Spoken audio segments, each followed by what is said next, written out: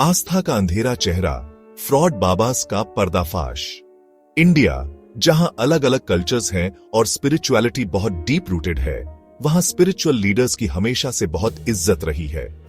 सदियों से ये लीडर्स लोगों के लिए मार्गदर्शक और प्रेरणा का स्रोत रहे हैं। लेकिन इसी सीक्रेट ट्रस्ट का फायदा कुछ लोग उठाते हैं, जो खुद को गुरु बनाकर लोगों को डिसीव करते हैं।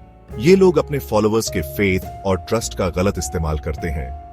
ये फ्रॉड बाबास, जैसे इन्हें कॉमनली कहा जाता है, वल्नरेबल लोगों का शिकार करते हैं और अपने पर्सनल गेन के लिए उनके फेथ का फायदा उठाते हैं। ये लोग अपने फॉलोअर्स को मैनिपुलेट करके उनसे धन और अन्य संसाधन हड़प लेते हैं। ये स्पिरिचुअलिटी की आड़ में काम करते हैं और अपने असली इरादों को एलैबोरेट रिचुअल्स और प्रोनाउंसमेंट्स के पीछे छुपाते हैं। इनके एलैबोरेट रिचुअल्स और सेरेमोनीज का असली मकसद लोगों को भ्रमित करना और उनका एक्सप्लॉयटेशन करना होता है। इनके एक्शंस से न सिर्फ इंडिविजुअल्स को नुकसान होता है, बल्कि फेथ की सैंक्टिटी भी खराब होती है और सोसाइटी की जड़ें कमजोर होती हैं। इनकी वजह से समाज में अविश्वास और निराशा का माहौल बनता है। यह ऐसे इस फिनोमिनन के डार्क अंडरबेली पर लाइट डालता है, इन फ्रॉड बाबास के टैक्टिक्स और विक्टिम्स पर होने वाले डेवास्टेटिंग कॉन्सिक्वेंसेस को एक्सपोज करता है। यह दिखाता है कि कैसे ये फ्रॉडस्टर्स लोगों की जिंदगियों को बर्बाद कर देते हैं। साइकोलॉजिकल मैनिपुलेशन से लेकर फाइनेंशियल एक्सटॉर्शन और यहां तक कि सेक्सुअल अब्यूज तक, इनके क्राइम्स की हद शॉकिंग और अपॉलिंग दोनों है। इनके अपराधों की सूची बहुत लंबी और भयानक है। हम रियल लाइफ एग्जाम्पल्स में जाएंगे, उन लोगों की स्टोरीज हाईलाइट करेंगे जो इन वुल्व्स इन शीप्स क्लोथिंग का शिकार हुए हैं। इन विक्टिम्स की कहानियां हमें यह समझने में मदद करेंगी कि कैसे ये फ्रॉडस्टर्स ऑपरेट करते हैं। इसके अलावा हम इस मेनेस से कॉम्बैट करने के लिए किए जा रहे एफर्ट्स को एग्जामिन करेंगे, जिसमें अखिल भारतीय अखाड़ा परिषद या ABAP जैसी ऑर्गेनाइजेशंस का रोल और स्ट्रॉन्गर लीगल मेजर्स की जरूरत शामिल है। यह भी देखेंगे कि कैसे समाज इन फ्रॉडस्टर्स के खिलाफ एकजुट हो रहा है।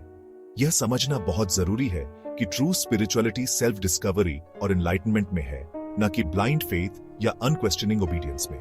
सच्ची आस्था का मतलब है खुद को जानना और अपने अंदर की शक्ति को पहचानना। इस इश्यू के बारे में अवेयरनेस रेज करके हम इंडिविजुअल्स को इन फ्रॉडुलेंट फिगर्स को पहचानने और रिजेक्ट करने के लिए एम्पावर करना चाहते हैं, ताकि वो खुद को और दूसरों को इनके हार्मफुल इन्फ्लुएंस से बचा सके। जागरूकता ही इन फ्रॉडस्टर्स के खिलाफ सबसे बड़ा हथियार है। आइए हम सब मिलकर इन फ्रॉड बाबास के पीछे की ट्रूथ को एक्सपोज करें और फेथ की सैंक्टिटी को उसके ट्रू एसेंस में प्रोटेक्ट करें।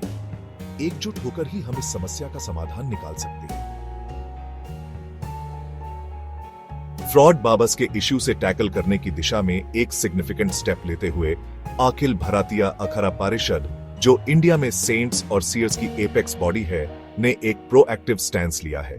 यह स्टैंस न केवल एक सिंबॉलिक जेस्चर है, बल्कि एक प्रैक्टिकल अप्रोच भी है। रिलीजियस ट्रेडिशंस की सैंक्टिटी को सेफगार्ड करने और इनोसेंट डिवोटीज को प्रोटेक्ट करने की अर्जेंट नीड को समझते हुए ABAP ने इन सेल्फ प्रोक्लेम्ड गॉडमेन को आइडेंटिफाई और ब्लैकलिस्ट करने का क्रूशल टास्क शुरू किया है। यह टास्क आसान नहीं है, लेकिन इसकी आवश्यकता बहुत महत्वपूर्ण है।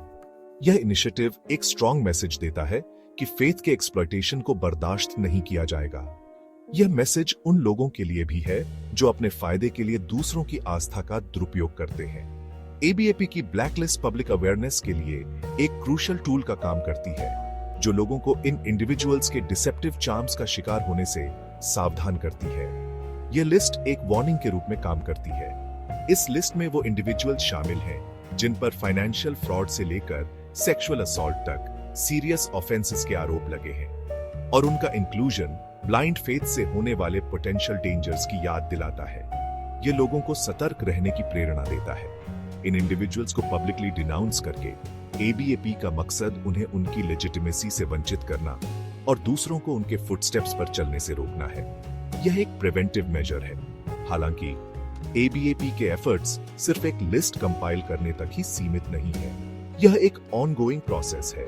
यह ऑर्गेनाइजेशन इस इश्यू के बारे में अवेयरनेस रेज करने के लिए एक्टिवली एंगेज करती है, पब्लिक को फ्रॉड बाबास द्वारा इस्तेमाल किए जाने वाले टैक्टिक्स के बारे में एजुकेट करती है और लोगों से कॉशियस रहने का आग्रह करती है।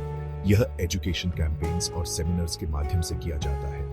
वे क्रिटिकल थिंकिंग, ब्लाइंड फेथ पर क्वेश्चन करने और जेन्युइन स्पिरिचुअल लीडर्स से गाइडेंस लेने की इंपॉर्टेंस पर जोर देते हैं। यह लोगों को एम्पावर करने का एक तरीका है। अपने मल्टीफेसेटेड अप्रोच के जरिए एबीएपी एक सेफर और मोर इन्फॉर्म्ड कम्युनिटी बनाने की दिशा में काम कर रही है। फ्रॉड बाबाज धोखे के माहिर होते हैं और अपने विक्टिम्स को फंसाने के लिए कई तरह के कनिंग टैक्टिक्स का इस्तेमाल करते हैं। ये टैक्टिक्स इतने सोफिस्टिकेटेड होते हैं कि अक्सर लोग इन्हें पहचान नहीं पाते। वे ह्यूमन साइकोलॉजी की पावर को समझते हैं और अपने एडवांटेज के लिए उसका इस्तेमाल करते हैं, वल्नरेबिलिटीज का फायदा उठाते हैं और इमोशंस को मैनिपुलेट करके कंट्रोल हासिल करते हैं। ये फ्रॉड बाबास लोगों की डीपेस्ट फियर्स और डिजायर्स को टारगेट करते हैं, जिससे वे और भी ज्यादा वल्नरेबल हो जाते हैं। उनके मेथड्स अक्सर सबटल और इंसिडियस होते हैं और धीरे धीरे इंडिविजुअल्स को अपने डिसीट के जाल में फंसा लेते हैं। ये धीरे धीरे ट्रस्ट बिल्ड करते हैं और फिर उस ट्रस्ट का मिसयूज करते हैं। एक कॉमन टैक्टिक अपने आसपास मिस्टिसिज्म और सुपरनैचुरल पावर का ऑरा क्रिएट करना होता है। ये फ्रॉड बाबास अक्सर ऐसे रिचुअल्स परफॉर्म करते हैं जो देखने में बहुत इंप्रेसिव लगते हैं। वे डिवाइन पावर्स होने, मिरेकल्स परफॉर्म करने की एबिलिटी या सीक्रेट नॉलेज तक एक्सेस होने का दावा कर सकते हैं। ये क्लेम्स इतने कन्विंसिंग होते हैं कि लोग आसानी से इन पर विश्वास कर लेते हैं। इन दावों के साथ अक्सर इलैबोरेट रिचुअल्स, स्टेज्ड इवेंट्स और केयरफुली क्राफ्टेड स्टोरीज होती है जो ऑ और ब्लाइंड फेथ इंस्पायर करने के लिए डिजाइन की जाती है। ये स्टोरीज और इवेंट्स लोगों के इमोशंस को मैनिपुलेट करने के लिए बहुत इफेक्टिव होते हैं। जितना ज्यादा आउटरेजस क्लेम होता है, उतना ही ज्यादा बिलीवेबल ये उन लोगों को लग सकता है जो डेस्परेटली अपने प्रॉब्लम्स का सॉल्यूशन ढूंढ रहे होते हैं।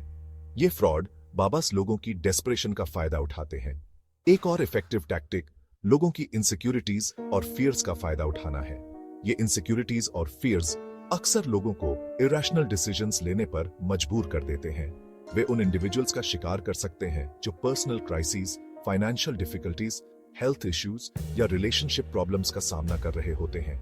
उन्हें फॉल्स होप देते हैं और इजी सॉल्यूशंस का वादा करते हैं। ये प्रॉमिसेस अक्सर बहुत अपीलिंग होते हैं, लेकिन इनका कोई रियल बेसिस नहीं होता। वे अपने फॉलोअर्स में डर भी पैदा कर सकते हैं, ये कहकर कि सिर्फ वही उन्हें इविल स्पिरिट्स, कर्सेस या मिसफॉर्चून से बचा सकते हैं। ये टैक्टिक्स लोगों को और भी ज्यादा डिपेंडेंट बना देते हैं। एक बार जब इंडिविजुअल्स इमोशनल सपोर्ट और गाइडेंस के लिए उन पर डिपेंडेंट हो जाते हैं, तो फ्रॉड बाबास आसानी से उन्हें अपने बेनिफिट के लिए मैनिपुलेट कर सकते हैं। ये मैनिपुलेशन अक्सर फाइनेंशियल गेन या पर्सनल पावर के लिए होता है और विक्टिम्स को बहुत नुकसान पहुंचा सकता है। मुझे उन पर पूरा भरोसा था। उन्होंने मेरी बीमार बेटी को ठीक करने का वादा किया था। मैंने अपनी सारी जमा पूंजी दे दी, लेकिन वह कभी ठीक नहीं हुई। असल में उसकी हालत और बिगड़ गई।